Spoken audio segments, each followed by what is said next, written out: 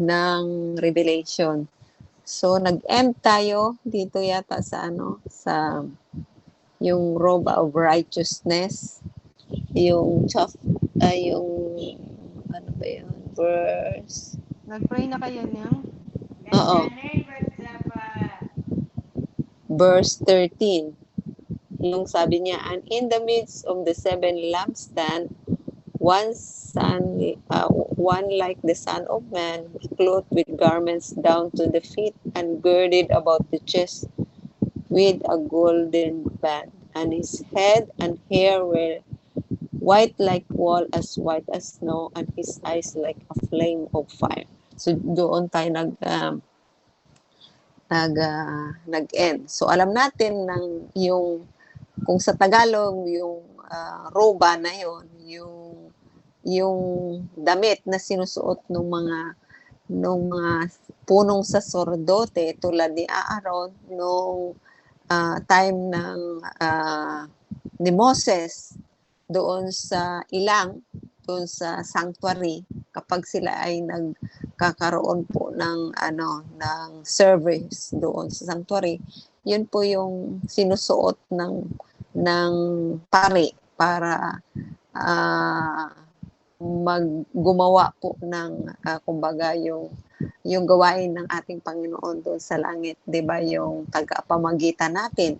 Sila yung si Aaron yung nagdadala ng dugo doon sa holy place para ibisik doon sa doon sa mercy seat, 'di ba? Doon sa tabing na 'yon. So doon. So sa tabing na 'yon, every day doon siya nagwiwisik, pero once a year yun yung Yom Kippur, doon po siya pumapasok sa most holy place. So yun yung pong yung kasuotan niya, kung makikita natin, 'di ba? Nakapunta na kayo doon sa 'di ba? Sa ilang, doon sa wilderness, na makikita natin yung picture ng damit ni Aaron doon, kung anong itsura niya kapag siya ay pumapasok doon sa most holy place o sa holy place, kapag siya ay nagdadala ng dugo mula doon sa courtyard para mag-symbolize nung pagtatanggal ng ating ng kasalanan ng mga Israelite, 'di ba? 'Yun po yung gawain niya. So, ang sabi dito, yung pidores, yun yung nila, yung kasuotan, yung balabal nila. At naman yung gintong bigkis na sinisimbolan nito. Ang gintong bigkis ay mabasa natin sa Leviticus 8:7 na ito po yung ito po yung nilalagay po doon sa yung parang belt nila, 'di ba? So, 'di ba mahaba yung damit nila, tapos may belt po sila.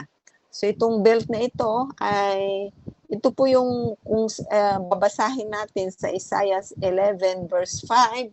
Basahin nga natin para mas malinaw po. Isaiah 11 para maintindihan natin po.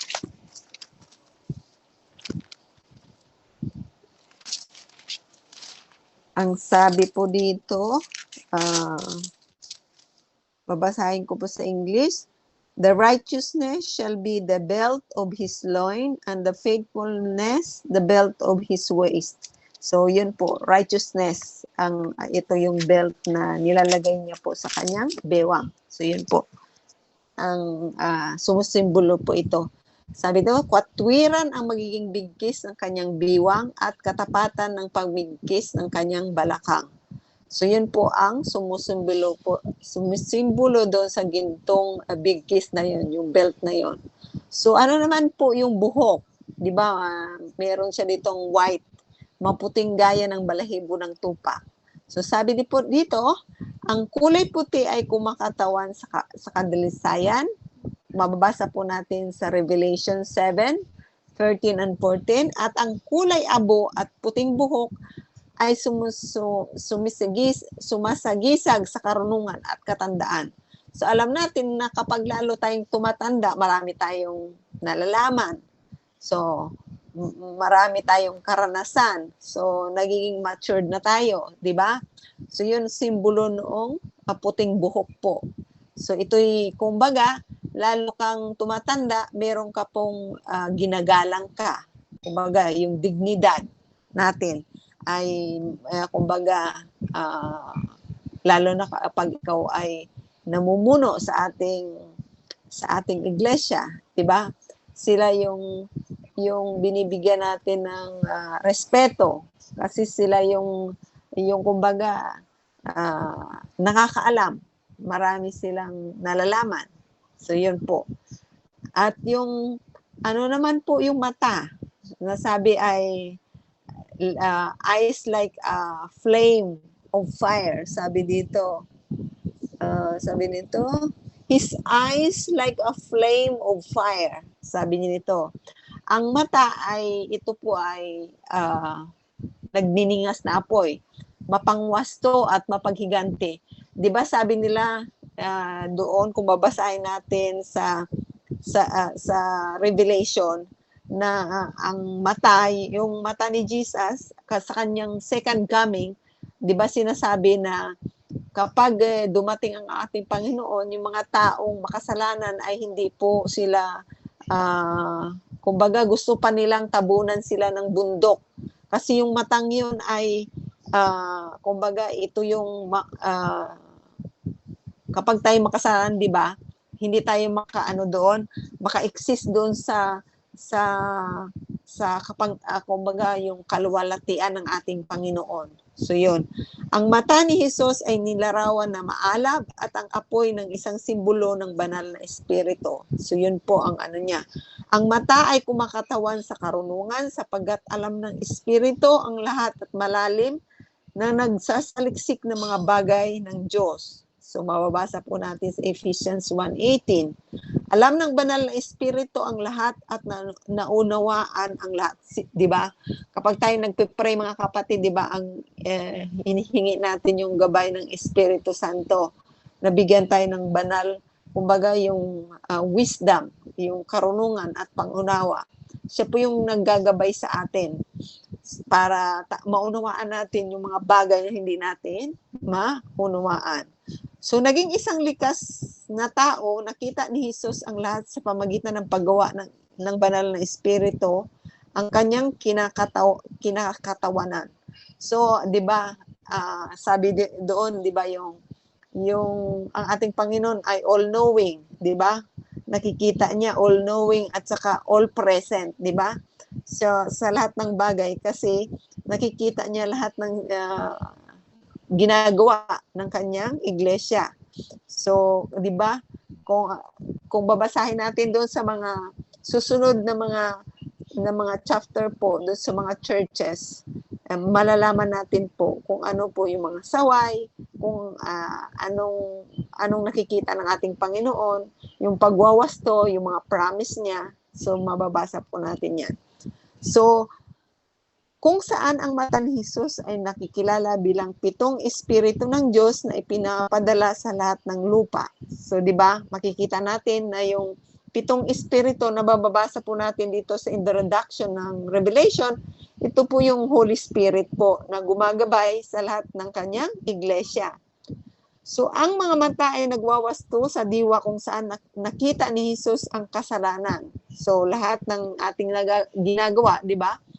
Yung ating yung ating bantay na anghel, siya po yung nagsusulat ng ating mga kamalian, yung ating mga ginagawang tama o mali dun sa Book of Remembrance, 'di ba mga kapatid? So alam ko ang iyong mga gawa na may hangad na lipunin ito. Kung tayo po ay dumating yung pagkakataon yung palagi nating kumbaga hindi natin ina-acknowledge yung Holy Spirit at 'di ba ito yung pinakamalaking kasalanan na hindi tayo mapapatawad dahil the more na ini-ignore natin yung Holy Spirit, ito po yung parang close probation natin pagdating ng panahon. So yun nakakalungkot na kung dumating yung time na yon at hindi natin kumbaga hindi natin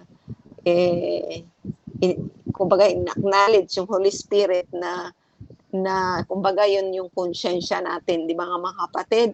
So yun siyang nagsasabi ng mga gagawin natin, maging tama man to o mali, siya po ang nagsasabi sa atin na wag nating gagawin.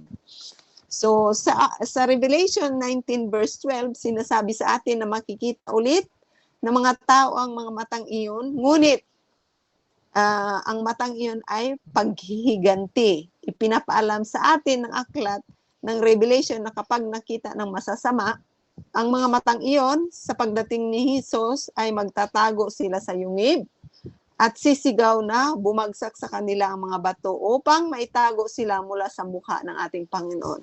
So, di ba? Sa time ni Moses, nung gusto ni Moses na makita yung si Yahweh, di ba? Wala pang pangalan noon sa Old Testament, ang ating Panginoon. So sabi ng ating Panginoon ay ipakita lang yung kanyang likod.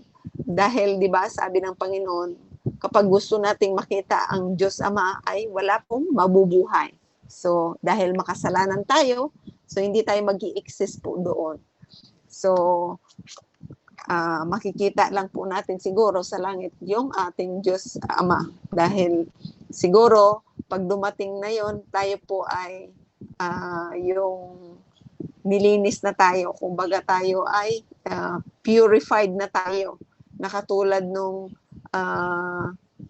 kumbaga yung ginto na hininang para tayo karapat-dapat doon sa langit na bayan. So yun po. Sa Revelation 6:15 hanggang 17, magiging huli na para sa mata ang gampanan ang bahagi ng pagsasaayos. Sa Ezekiel 1 verse 12, sinasabi sa atin ng Espiritu ang gumagabay sa paggalaw ng mga anghel.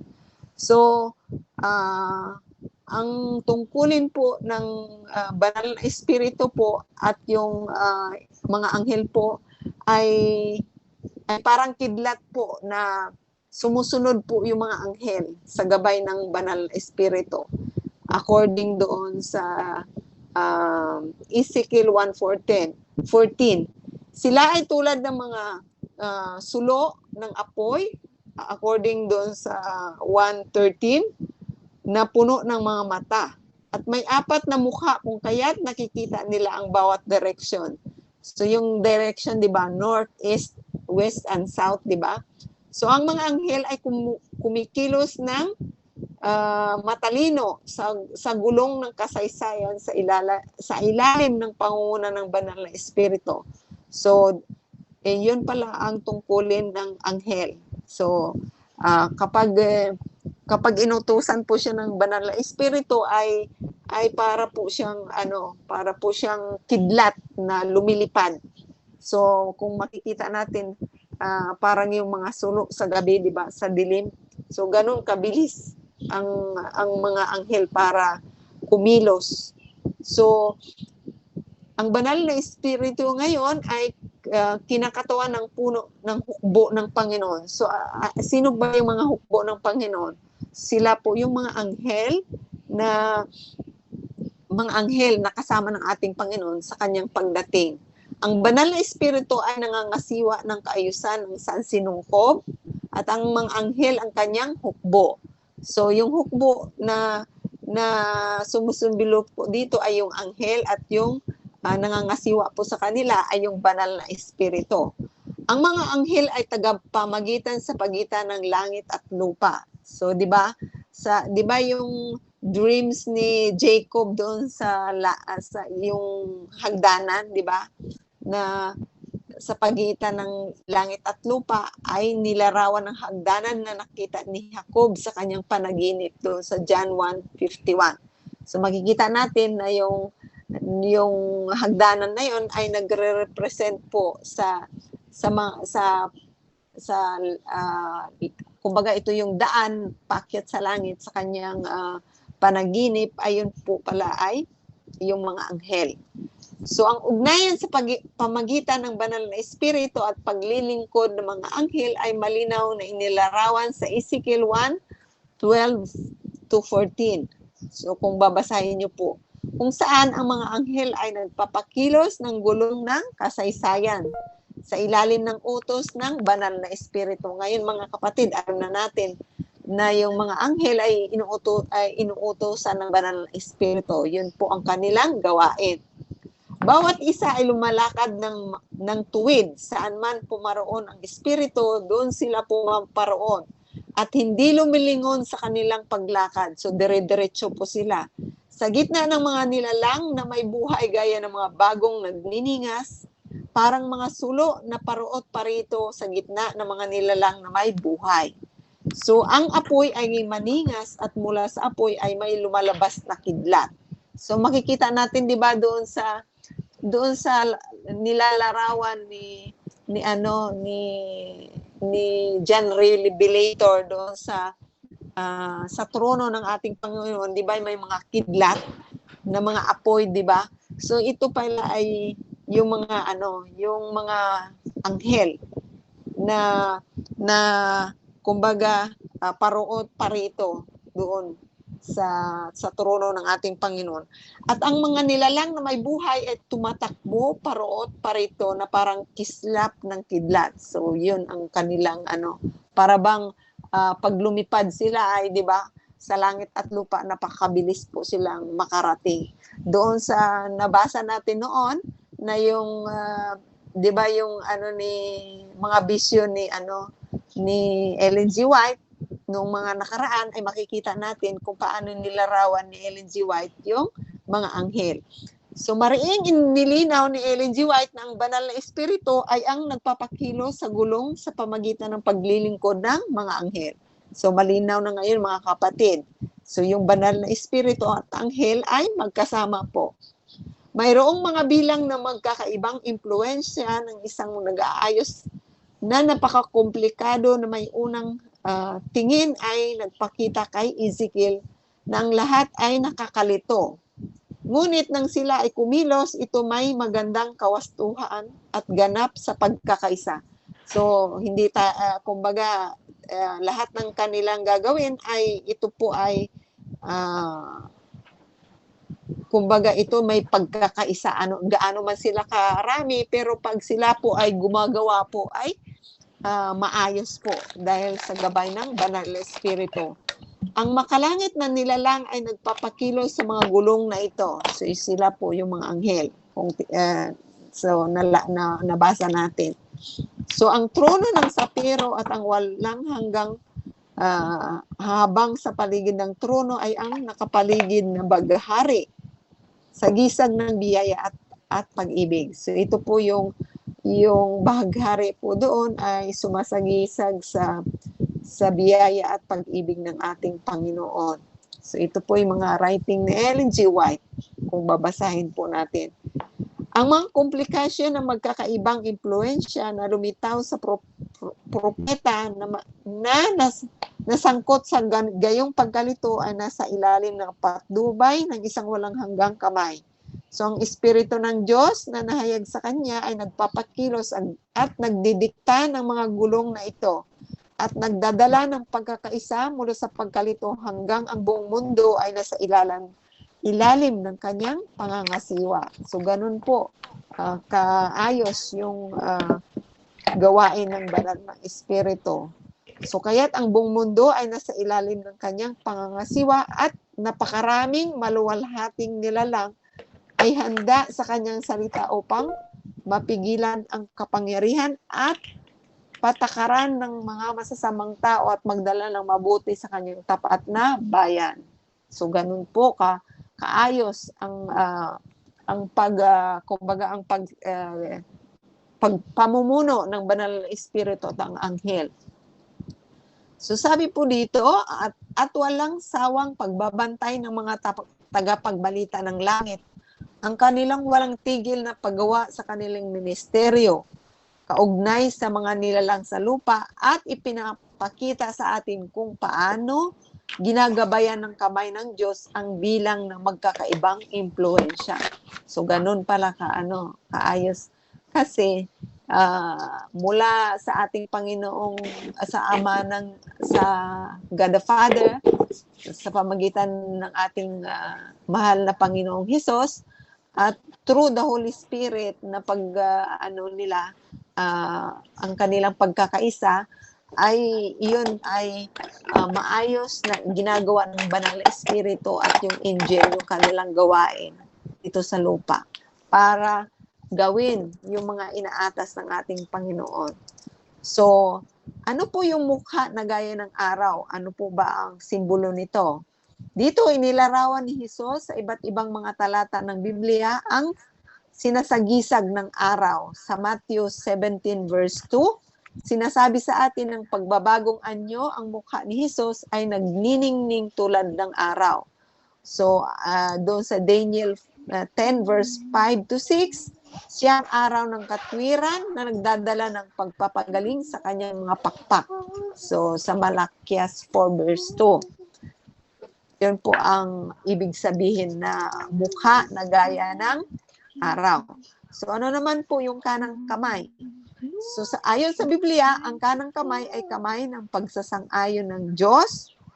Kung babasahin po natin sa Matthew 25 verse 33, at Ephesians 1 verse 20, maraming beses na ang banal na kasulatan ay si Hesus na nakaupo sa kanan ng kamay ng Diyos. So, kung sino po yung nakaupo doon sa kanan ng Diyos, ito po yung ating Panginoong Hesus. So, ano naman po yung pitong bituin? Ang pitong bituin ay kumakatawan sa lahat ng tapat na guro ng simbahang Kristiyano sa buong kasaysayan. Kung babasahin po natin sa Revelation 1:20, di ba? Ito po yung last verse ng Revelation. And the mystery of the seven star which you saw in my and the seven golden lampstand. The seven star are the angel of the seven churches, and the seven lampstand with the seven churches. So sino po ba yung mga kumakatawan doon? Sa 'di ba, yung mga guro, yung ating yung mga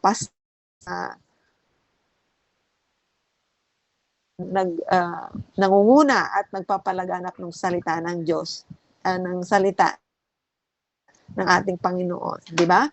So si Kristo ay nilarawang hawak ang pitong bituin sa kanang kamay.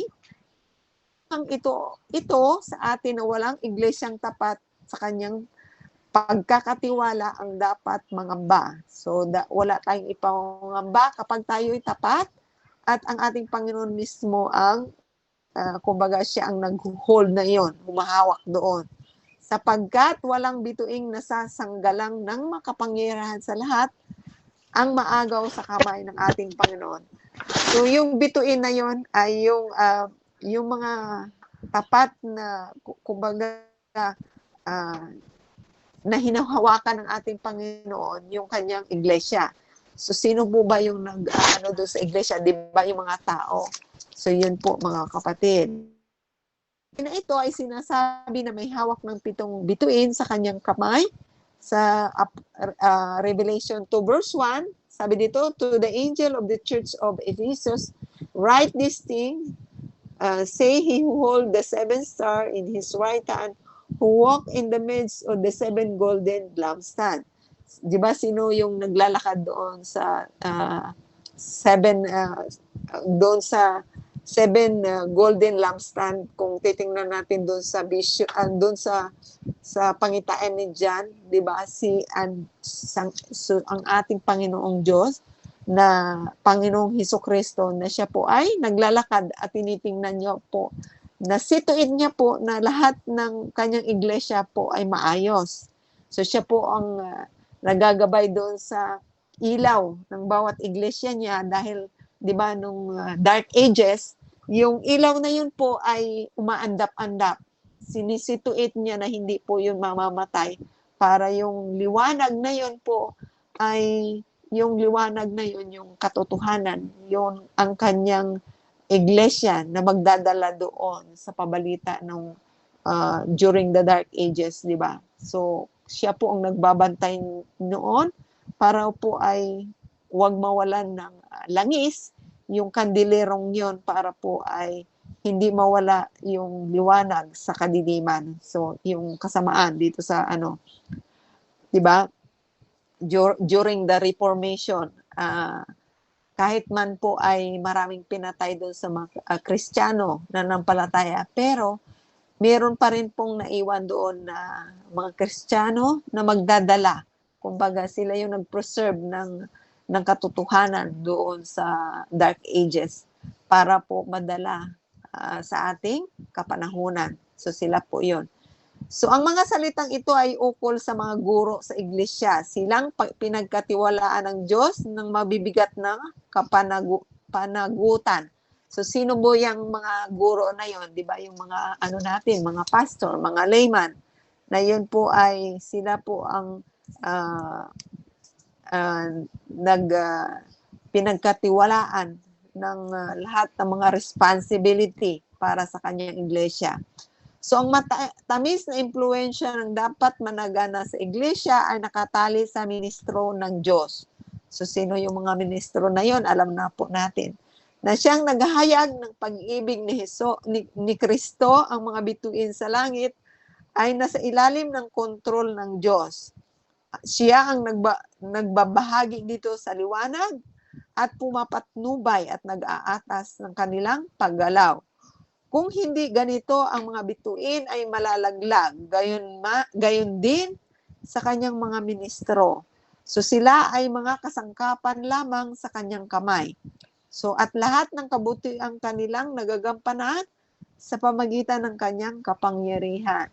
So dahil sa kapangyarihan ng ating Panginoon, yung binigay niyang kautusan doon sa mga ating mga leader para sila po ang mamahala para sa kaayusan ng ating mga iglesia. So yun yung mga tungkulin ng mga ating hinalal na mga kumbaga mula sa General Conference. Sino po ba yung mga presidente natin? Hanggang doon sa mga union, hanggang doon sa mga layman at pastor. So sila po yung binigyan ng kapamalaan ng ating Panginoon na magtaguyod at mag-share, kumbaga magdala ng mabuting balita sa buong mundo. So matalas na tabak na may dalawang talim. So alam po natin na sa Hebrew 4 verse 12, so ito po yung tinutukoy na two-edged swords, na yun yung kung babasahin natin, siya yung hinihiwa. Kumbaga siya yung naghihiwa doon sa mga puso ng bato na kayang baguhin ang mga buhay ng mga pusakal, di ba? So, ganun makapangyarihan yung salita ng ating Panginoon. So, yung two-edged sword na yon, ito ay kumakatawan doon sa dalawang bagay dito sa banal na kumbaga na salita ng ating Panginoon, yung Old at saka New Testament sa Biblia. So, kapansin-pansin ang matalim na tabak ay may dalawang talim na lumalabas sa bibig ng ating Panginoon. So, mababasa natin sa Revelation 1:16. So, he had his, sabi dito, right hand had 7 stars, and his mouth went a sharp two-edged sword, and his countenance was like the sun shining his strength. So, yun yung salita ng ating Panginoon na nilagay po dito sa Bible. Ito po yung Old and New Testament. Ito po ay salita na lumalabas sa bibig at gayon ang tabak ay kumakatawan sa salita ng ating Panginoon. Kung mababasa po natin, ito po ay sa Ephesians 6 verse 17 at Matthew 4:4. So ang dalawang talim ay kumakatawan sa katotohanang matulis ang salita. Ngunit maaari rin itong kumakatawan sa katotohanan ang salita ng Diyos ay matatagpuan sa dalawang lugar, ang luma at ang bagong tipan. Sa kontekstong ito, nakakatuwang basahin ang salita ni L.G. Fleming na dumalo sa isa sa pagpupulong kung saan nangaral si William Wheeler. Sa Portland, Maine, pansinin ang pangangaral ng salita ng Diyos na may kapangyarihang magputol. Ang mga bagay na ito ay mabisang kumikilos noong nakaraang gabi. Mga 200 hiling na panalangin at mga interes, tela patuloy na tumataas. Ang buong lungsod ay tila nabalisa. Ang mga pangaral ni Brother Miller ay pawang epekto upang takutin ang mga tao. Malayo sila rito. Ang malaking alarma ay kabilang sa mga hindi lumalapit sa kanila. Maraming lumalayo at tutol, tila na nasasabik at marahil ay nag-aalala. Ngunit ang direktang nakikinig ay malayo sa kasabihan o kasabikan o alarma. Ang interes na ginising ng kanyang lektora ay pinakasadya at hindi magandang loob na uri. Kahit na ito ay pinakadakilang revival na nakita ko, ngunit mayroong hindi gaanong masidhing pag-ibig tungkol dito. Mukhang nagbubunga ng epekto ito, ginamit lang ni Brother, kumbaga si Miller doon sa, di ba, sila po yung The Great Disappointment noong 1844. So sila po yung nag-aral doon sa sanctuary na nagkaroon po sila ng maling interpretasyon, 'di ba? Ang kala nila ay darating ang ating Panginoon, pero ang ating Panginoon ay pumasok po doon sa most holy place. So nung 1844 at yun, mula noon siya po ay namamagitan sa atin para, 'di ba, dito nag-start yung Judgment Day mula doon sa mga patay. At ngayon tayo ay tayong mga buhay ay tayo ay mula nung 'di ba sa Revelation 14 verse 6, fear God and give glory to him, 'di ba, sinasabi, and the hour of judgment, 'di ba, sinasabi doon. So sinasabi dito na ang tabak ng espiritu hindi ininit at inilagay ang matalim nitong talim sa hubad na puso at hinihiwa iyon lang. Bago ang talim ng makapangyarihang tabak na ito, ang pagtataksil ay babagsak at ang universalismo ay mamamatay. Ang mga maling pundasyon ay mawawala at ang mga ngalakal ng Babel ay magtataka. Tila sa akin, ito ay dapat na malapit na revival ng mga apostoliko na nasaksihan ng modernong panahon. So ito po yung isinulat inilarawan ni Ellen G. White sa paglilinis ng kapangyarihan ng salita ng Diyos. So 'di ba sila, si Ellen G. White ay isa po doon sa mga doon sa Great Disappointment na yon. Kung titingnan natin, 'di ba may pelikula noon na ginawa doon, yung ano ba yon, yung mula nung siya ay ipinanganak na nagkaroon po siya ng hindi siya makalakad ng maayos, 'di ba? So nakalimutan ko na po ang title noon. Pag naalala ko po ay i-share ko sa inyo. So yun po yung makikita natin sa YouTube. Pinanood ko po yung kanyang story doon mula noong 1844 na sila po yung kung saan binigyan ng nagkaroon siya ng maraming vision doon at nakasulat siya ng iba't ibang mga libro niya, at doon isa din po siya doon sa mga tao, kumbaga yung part noong Great Disappointment noon, nung time ni Miller, di ba? So, ang kamunduhan sa iglesia na siyang pangunahing sanhi ng spiritual na kamatayan ay may iugnay sa impluensya ng makasarili, tamad na mga miyembro. Dapat suriin ang pag-uusad ng nakamamatay na karamdaman na ito. Ang kutsilyo ng siruhano ay pumuputol ng matalim kung kinakailangan upang alisin ang bulok at nakakahawang bagay. Kaya't ang salita ng Diyos ay mas matalas kaysa alinmang tabak na may 2 talim at dapat gamitin upang suriin ang puso o kasamaan at hindi matatanggal. So ito po yung sa Sign of Times na isinulat po ni Ellen G. White. So tama po yun na ang salita ng ating Panginoong Diyos, anuman po kasama natin, 'di ba? Tuwing hindi tayo nagbabasa ng ng Biblia, di ba? Ay hindi natin nararanasan yung mga pagpuna, yung mga pagwasto ng ating maling ginagawa.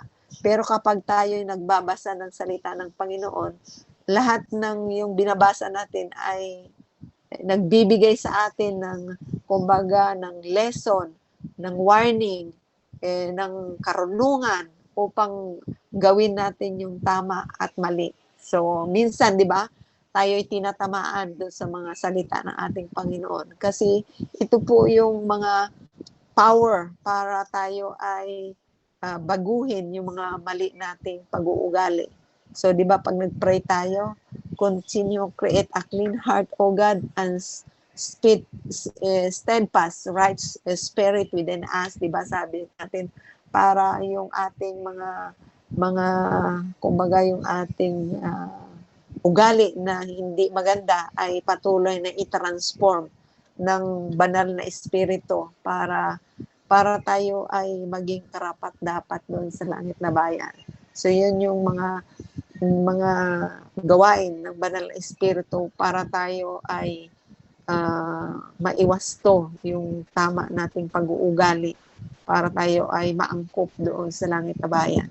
So mayroong malapit na ugnayan sa pagitan ng mata at tabak. Ang parehong mga simbolo ay lumilitaw sa simula at pagkatapos ng aklat ng Revelation 1:16 at 19:12. Ang mata ay may layunin na tuklasin ang mga kasalanan ng iglesia at ang tabak ay may kapangyarihan na putulin ito. So, ang mata po at yung tabak na yon ay may dalawang layunin po ito. So, yung mata para tayo malaman yung mga ginagawa natin at maiwasto natin yung ating mga kasalanan sa pamagitan ng salita ng ating Panginoon. Para kung mali man ito, yun ay pinuputol ng mas maaga para po hindi po tayo, kumbaga, may mga temptation na dumarating sa atin para hindi po tayo nagkaroon ng kasalanan. So, minsan na nagkakaroon tayo ng kasalanan, kailangan nating iwasto ito. Humingi tayo ng tawad para ito ay patawarin na tayo ng ating Panginoon. So, ganun po ang kanilang layuning dalawa. So, ito po yung ilustrasyon po na makakatulong sa atin na maunawaan natin ang ugnayan sa pangigitan ng mata at matalas na tabak. So, yun ini-illustrate ng ating Panginoon. So, bago sumailalim sa operation ng isang tao, dapat mo nang makita o ma-diagnose ng doktor, di ba? Kung ano ba ang sakit nito. Sa makatuwid, ang tekniko ay gagawa ng mga sinogram, x-ray, yung CT scan, at iba pang pagsusuri upang makita ang problema. Matapos matukoy yung makita ng mga kagamitan, ang sakit ay irekomenda ng doktor ang operasyon upang ang sakit ay mapuksa o maalis. So, ganun po, ini-illustrate po yung mata at saka yung salita ng ating Panginoon. So, maaring tanungin ng pasyente ang sirwano, masakit ba ang operasyon? So, yun ang tanong niya. Sasagutin ng manggagamot, oo, masakit. Ngunit, mas gugustuhin mo bang makaranas ng kaunting sakit? Ngayon, o hayaan mong patayin ka ng sakit. So, gayon din, nakikita ng banal na espiritu ang kasalanan sa ating buhay at ang salita ng Diyos ang puputol dito kung papayag tayo na magpa-opera. Maaring masakit ang operasyon, ngunit ililigtas nito ang ating buhay. So, yun po yung dalawang ilustrasyon, mga kapatid, kung paano nagsasama po yung dalawang parte ng kumbaga ng yung kumbaga yung activity ng salita ng ating Panginoon. Kumbaga yung kanyang character, yung kanyang mata at yung tabak na lumalabas na yun nagsisimbolize sa kanyang salita. So yun ang kanyang pag-illustrate dito. So, ipagpalagay natin ang isang tao ay may matinding problema sa pagkagumon sa pornografya. Pagkatapos ng araw ay binabasa ng tao ang kwento ng pangangalo niya. Katulad ni King David, di ba? Yung ginawa niya kay Bathsheba. At ang kahinaan nito, ang kahinatnan nito sa pagsasaliksik sa kwento, sa pamagitan ng kapangyarihan ng banal na espiritu, ay nagsimulang saliksikin siya nito. Ang banal na espiritu sa kasulatan ay nagsasabi sa kanya, ito rin ang iyong kwento. Ang tao ay nagsimula sa pamagitan ng pagsiyasat ng banal na kasulatan at ngayon ang banal na kasulatan ang sumisiyasat sa kanya. So hindi dapat natin buksan ang Biblia nang walang taos-pusong panalangin. So 'di ba, bago tayo magbasa ng Bible, kailangan nating mag-pray para bigyan tayo ng gabay at ng unawa, kumbaga ng wisdom, karunungan ng bumula sa taas para lahat ng ating babasahin. Katulad po ng Revelation o Daniel, marami pong mga symbolic at saka merong literal at hindi literal para maunawaan po natin ang ibig sabihin ng ating Panginoon. So yun po yung gawain ng banal na espiritu para kumbaga yung ipakita sa atin ang totoong kalagayan natin. So ang puso ng tao ay isang desperadong mapangatwiran kung babasahin natin ang Biblia ng taimting at bukas sa puso. Ito po ay nagbibigay sa atin ng pagsaway, yung ng karunungan, di ba? Usually doon sa proverb, di ba, mabasa natin kung paano inilarawan ng ating Panginoon yung kanyang salita, kumbaga kung paano bigyan tayo ng wisdom sa lahat ng kanyang mga salita para ito po ay magbibigay sa atin ng kalakasan, kahinaan, ng kumbaga yung hope para tayo ay anuman po ang ating pinagdadaanan, di ba? Siya yung magbibigay sa atin ng kalakasan para ma-overcome natin yung lahat ng ating pinagdadaanan sa buhay. So, ganun po ang purpose ng salita ng ating Panginoon. So, dito, ini-illustrate na sa panalangin ni David na sabi niya doon sa Psalms 139, 23, 24 na sabi niya, siya sa atin, di ba? Siyasatin mo ako, O Diyos, at alamin mo ang aking puso. Subukin mo ako at alamin mo ang mga pag-iisip ko. At tingnan mo kung may anumang lakad na kasamaan sa akin at patnubayan mo ako sa daang walang hanggan. So, ganun ang panalangin ni King David, di ba? Di ba, nagkaroon siya ng kasalanan doon sa ginawa niya doon sa asawa ni Bathsheba, di ba? Pinatay niya doon sino ba yung asawa ni Bathsheba? Kalimutan ko na. So, para lang niya makuha si Bathsheba ay inano niya, kumbaga doon sa gera, nilagay niya doon sa pinakauna para mamatay. So, di ba? Napakalaking kasalanan yun, yung ginawa niya. Pero, wala namang, kumbaga, wala namang perfect na mga tao dito sa Bible. Kumbaga, lahat may mga kahinaan, lahat ay gumawa ng kasalanan. Pero, ang importante po ay lumalapit tayo sa ating Panginoon, humihingi ng paglilinis, yung kapatawaran para po tayo ay magbalik loob sa Kanya. So, yun yung gusto ng ating Panginoon. Yung, kumbaga, yung humbleness at saka yung obedience at saka yung faith natin ang kailangan natin para tayo ay patawarin ng ating Panginoon. So, sa Hebrew 4 verse 12 and 13, sabi po dito, sapagkat ang salita ng Diyos ay buhay, mabisa at higit sa matalas kaysa alinmang tabak na may dalawang talim at tumatagos hanggang sa pinaghiwaan ng kaluluwa at espiritu ng kasukasuan at ang utak sa buto at may kakayahang kumilala ng pag-iisip at hangarin ng puso at walang nilalang na makukubli sa harapan niya, kundi ang lahat ng bagay ay hubad at hayag sa mga mata niya na ating pagsusulitan. So, ganun kapangyarihan yung salita ng ating Panginoon. 'Di ba? Usually, 'di ba, yung mga yung mga pastor o yung mga layman pupunta sa mga prison, 'di ba? Usually, 'di ba, mga pusakal doon. Pero kapag ang banal na espiritu, gaano man po sila makasalanan, kapag lumapit sila sa Panginoon, walang imposible, 'di ba? So, kung tanggapin nila ang Panginoon, ay kaya nilang magbagong buhay. So, ganun kapangyarihan ng ating Panginoon, ang salita ng Panginoon. Sa Mark 9:43 to 48, sabi minsan masakit para sa atin na talikuran ang kasalanan, tulad ng pagdukot ng mata o pagputol ng isang kamay o paa. So, iba pang larawan ng ating Panginoon dito.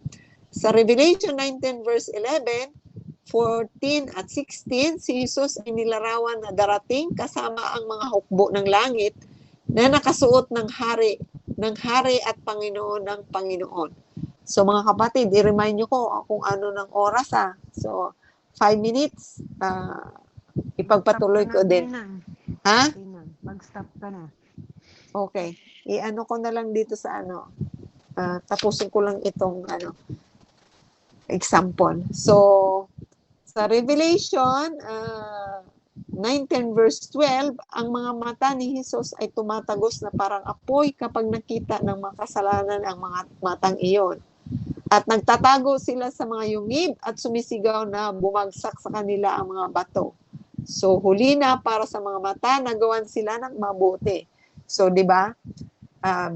Sa huling kapanahunan, di ba yung mga masama, kapag nag-close na yung probation, wala na po silang pagkakataon kumbaga ng second chance.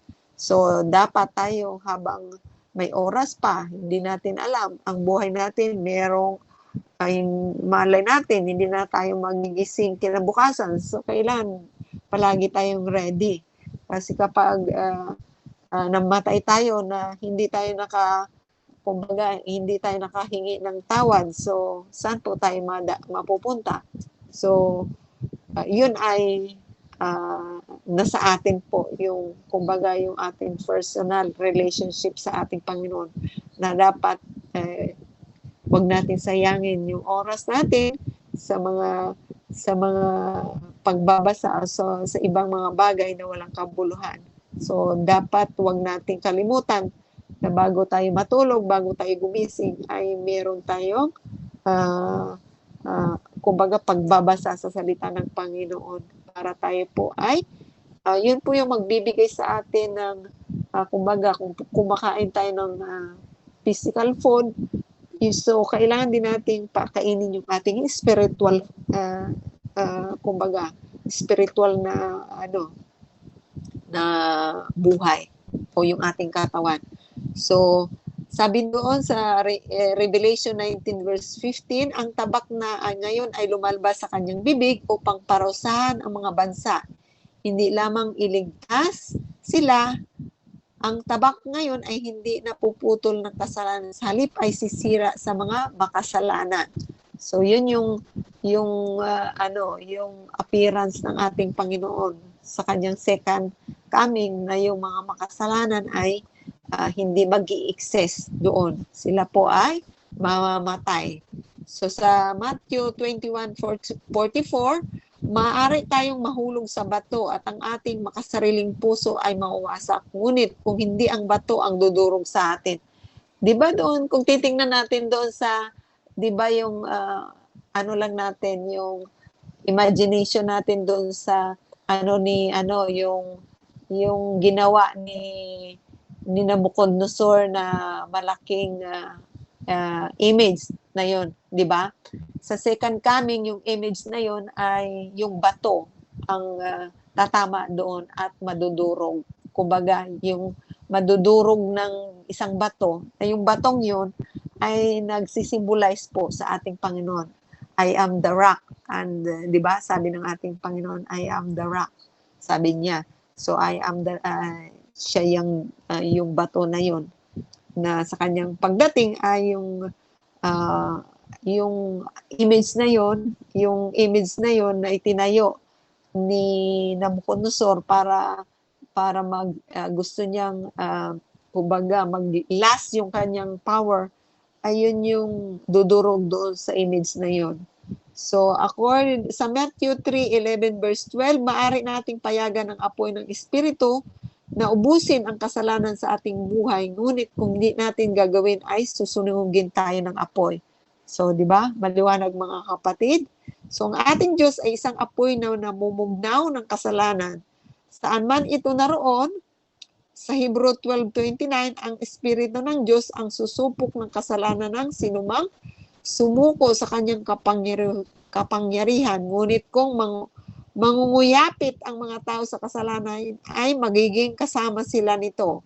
Kaya't ang kaluwalhatian ng Diyos na lumipol sa kasalanan ay siya rin ang lilipol sa kanila.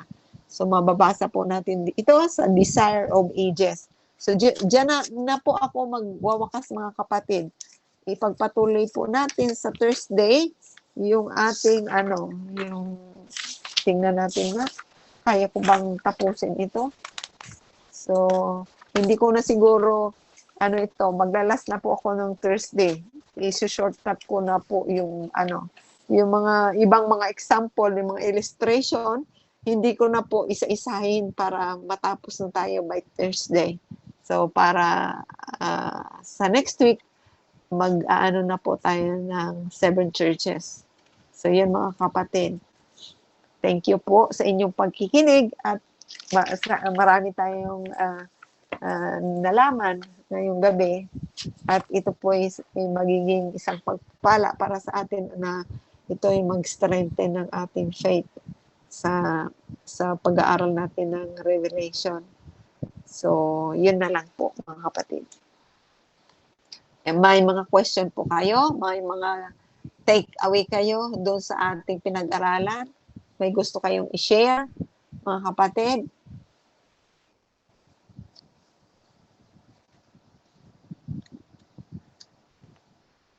Tahimik kayong lahat. Baka natulog na kayo, ha? So, buksan niyo yung yung mga camera niyo para mag-picture si Krista. So, makitang lalamunan ko doon, ha? UTI being transmitted. For example, I'm a husband then having a sexual intercourse with my wife. Shortcut na natin hanggang Webes para matapos na tayo. Matagal. Ganyan pag-prophecy matagal. May mga question kayo. Naintindihan nyo ba yung sinabi ko? Masakit yung lalamunan ko. Baka mamaya, nakita yung lamuna ko. Wala kayong naintindihan, ha? Diyos ko po. Magkakatonsil na ako na nawala na yung boses ko.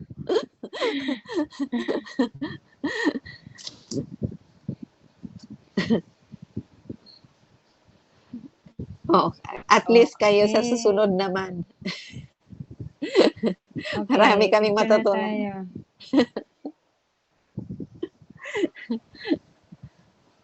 Okay na, sige. 1, 2, 3.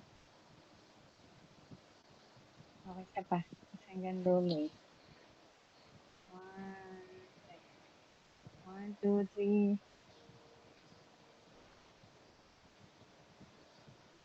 Tapos na. Meron kayong mga meron kayong mga prayer. Si Arla na magpe-pray. Masakit na ang laman ko. Lola po tayo dyan. Hindi po. Welcome kay Ate Malimot. Oo, welcome.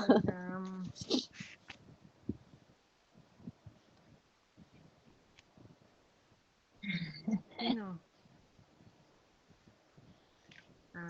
Okay.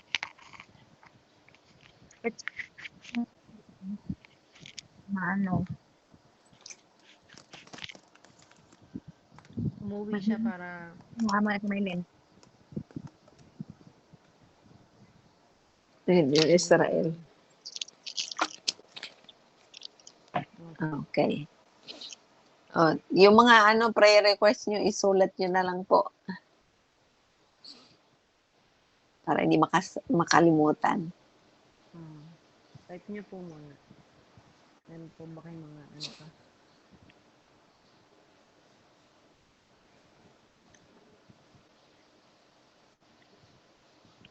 Nagtatype po ba? Kung wala na, general po na ayan. Pray for Ate Maylin na mahilig. Oh, may isa pa. Si Ate Maylin, namatay yung amo niya. Ayan, Sorry. dalawa. Okay. Hilig po ba ako, mga kapatid?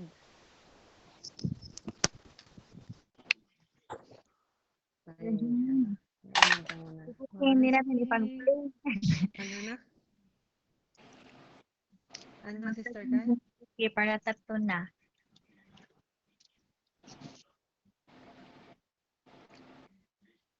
Hindi po, type niyo lang.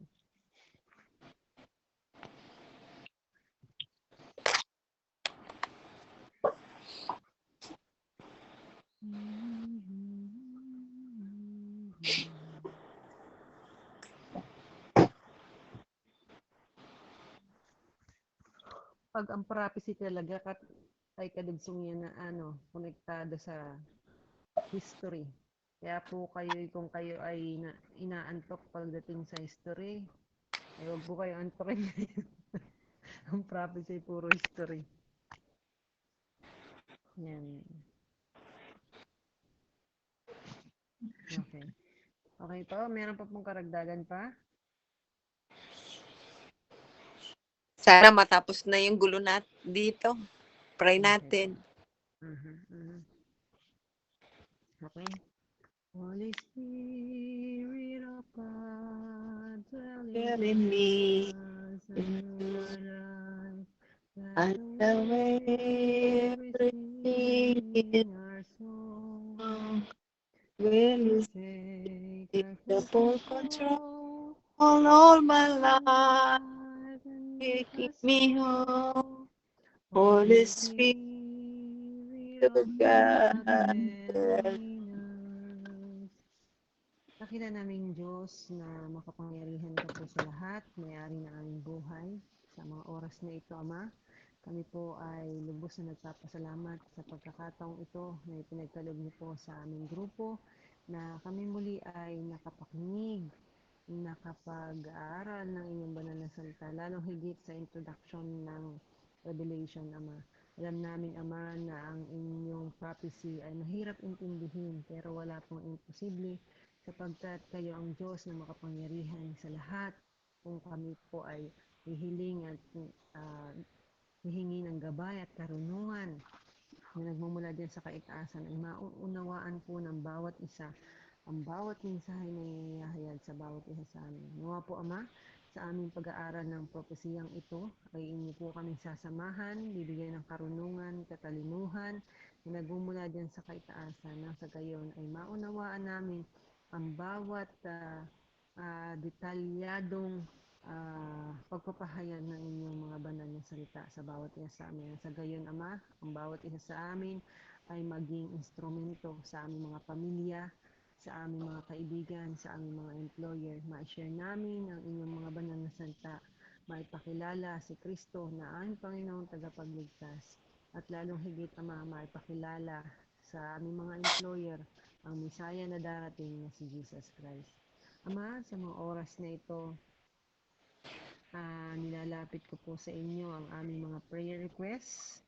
Prayer request ni Sister Kai para kay Sister Mylene na ngayon po ay namatay ang kanyang amo. Maaari po ba na inyo po siyang hihipuin ng inyong mapagpalang kamay ang kanyang puso, nang sa gayon ay magkaroon siya ng kapayapaan at comfort sa kanyang mga nararanasan ngayon. Hindi po 10 ng mga nawala ng mahal sa buhay dahil po sa massacre, sa apektado ng bomba sa mga residente sa Gaza. Nawapitin niyo po silang tutulungan at aalalahanin sa mga oras na ito. Patuloy na i-comfort ang bawat pamilya na kanilang naiwanan, Ama. At gayon din po, Ama, ang pinsan ni Brother Jeremiah na si Jen Joy. Dalangin po namin na kung inyong pong kalooban ay nawa po pagkalooban niyo po sila ng supling na makakapagbuo at makakapagpasaya sa kanilang mag-asawa. At gayon din po, Ama, dalangin din po namin sa inyo ang aming mga kapatiran na wala pa rin pong mga anak. Inyo po silang aalalahanin, tutulungan at bibigyan ng inyong pagpapala. Lalong higit ay buksan ang kanilang mga bahay bata nang sa gayon ay magkaroon po sila ng supling na makakapagbuo sa kanilang pamilya at magpapatibay sa kanilang relasyon bilang mag-asawa. At gayon din po, nilalapit din po namin sa inyo ang prayer request ni Ate Che na sa kanyang panganay na anak na malapit na ang exam niya at ngayon siya po ay nahihirapan. Ama, dalangin po namin na inyo po siyang tutulungan at gagabayan, bibigyan ng karunungan na nagmumula din sa kaitaasan upang sa kanyang mga ni-review ay sa pagdating ng exam ay makasagot siya at maalala niya lahat ng kanyang na-review na sa gayon ay makapasa po siya sa kanyang exam. Ganyan po, Ama, nilalapit ko din po sa inyo ang aking mga anak na kasalukuyan ay ngayong week na ito ay may exam din po sila. Maaari po ba na inyo po silang bibigyan ng karunungan, katalinuhan na nagmumula dyan sa kaitasan upang makasagot po sila ng maayos sa kanilang exam at makapasa po sila. Dalangin ko din po sa inyo ang kaligtasan ng bawat isa sa amin dito sa bansang Israel. Batid niyo po, Ama, na kami ay nakakaranas din ng takot, panghihina, at pangamba sa aming mga nararanasan ngayon. Tulungan kami, Ama, at patatagin sa aming relasyon sa inyo at sa aming pananampalataya sa inyo. Tulungan kami na panghawakan ang inyong mga pangako sapagkat alam namin, Ama, ang inyong mga anak sa bansang ito ay hindi niyo kami pababayaan at alam namin na kayo ang magpoprotekta at mag-iingat sa bawat isa sa amin. Dalangin po namin na patuloy kami bigyan ng kapayapaan ng puso't isipan sa lugar na ito. Dalangin din po namin sa mga oras na ito ang bawat pamilya namin na nag-aalala sa Pilipinas. Batid niyo po na ang balita ay napaabot na sa buong mundo kaya po ang aming mga pamilya ay kasalukuyan nag-aalala sa aming mga sitwasyon. Dalangin po namin na inyo po silang tutulungan na talahanin at patatagin din po sila sa kanilang pananampalataya at matuto po sila na magtiwala at manampalataya sa inyo na kami, ang bawat isa sa amin dito ay hindi niyo pababayaan. Ipagkaloob niyo rin po sa kanila ang sapat nilang pangangailangan at ingatan niyo rin po sila sa kanilang pang-araw-araw na pamumuhay. Ngayon din po, Ama, ay nilalapit din po namin sa inyo ang mga sundalo na kasalukuyan ay nakipaglaban sa mga masasama. Dalangin po namin ang pag-iingat ng inyong mga anghel, ang magprotekta sa bawat isa sa kanila. Batid niyo po na sila ay may mga pamilya na nag-aantay din po sa kanila, may mga anak. Inyo po silang poprotektahan, makauwi po sila ng ligtas sa kanilang mga pamilya. At dalangin po namin ang gerang ito ay matapos na po at nang sa gayon ay kami makabalik na sa inyong bahay-sambahan at patuloy kaming makapagpuri at makapagpasalamat at magpahayag ng inyong mga banal na salita. Dalangin din po namin sa inyo ang masasamang taong ito, ang Hamas. Batid niyo po na sila ay ginagamit din ng kaaway upang mapasama po ang mundong ito. Dalangin po namin na wapoy kikilusin sila ng inyong banal na espiritu na sa gayon ay ma-realize na yung kanilang pagkakamali, manumbalik sila sa inyo, humingi ng tawad at makilala kayo sa kanilang buhay na personal na tagapagligtas. Dalangin po namin, Ama, alam namin, Ama, ang mga nangyayari ngayon ay katuparan ng mga propesiya na inyong inilahad sa inyong banal na salita. Dalangin po namin na inyo po kaming sasamahan na sa aming mga pagsubok na aming mararanasan. Bigyan kami ng matibay na pananampalataya at relasyon sa inyo na sa gayon ay ma-overcome namin ang lahat ng mga pagsubok na aming mararanasan at kami ay panghawakan namin ang mga pangako na inyong binahagi sa bawat isa sa amin hanggang sa muling pagdating ng aming Panginoong tagapagligtas na si Jesus Christ. Ama, sa aming pansamantalang pagpapahinga ngayong gabi, dalangin po namin ang kapayapaan ng puso't isipan ng bawat isa at dalangin po namin na gabayan kami ng inyong mga anghel. Ingatan kami sa aming pagtulog. Kung inyo pong kalooban ay gisingin kami sa kinabukasan, ang taglay, ang buhay at kalakasan at panibagong pag-asa ang aming maranasan. At muli po namin kayong kilalanin sa buhay ng bawat isa sa amin. Maraming salamat po, Ama, sa patuloy at pagdinig sa aming mga dalangin. Patawad po sa mga kasalanan pagkukulang na aming nagawa. Ito po ang samot hiling at dalangin na aming pinapasalamatan sa matamis na pangalan ng inyong anak na si Kristo Jesus. Amen. Hear our prayer, O Lord. Hear our prayer, O Lord. Incline to us and grant us thy peace.